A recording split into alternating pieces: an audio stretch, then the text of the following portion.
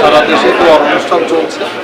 আমাদের জাতীয়তাবাদী ছাত্র দলের ছেলেরা এই আয়োজনটা আজকে করেছে। আজকে সারা দেশের বিভিন্ন প্রান্ত গ্রামগঞ্জে সব জায়গায় অনুষ্ঠান হচ্ছে। এখানে ছাত্র দলের আয়োজনে আমরা এখানে শরীক হয়েছিলাম। আর কি কর্মসূচি আছে আপনাদের? আছে এই 7 দিন ধরে কর্মসূচি আছে। আমরা আজকে আমাদের পার্টি অফিসে চট্টগ্রাম আছে, সব জায়গায় সারা দেশেই অনুষ্ঠান হচ্ছে। ইনশাআল্লাহ আল্লাহ তাআলা তাকে মাফ করে জান্নাতুল দান করে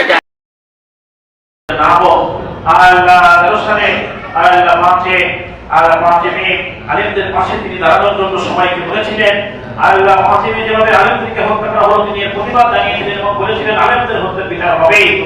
আল্লাহ এছাড়াও দেশের এই রকম নির্যাতিত হয়েছে আমাদের সকলের দোয়াতে আপনার হাবিবের ওসিলাতে আপনি কবুল মঞ্জুর করে নিন।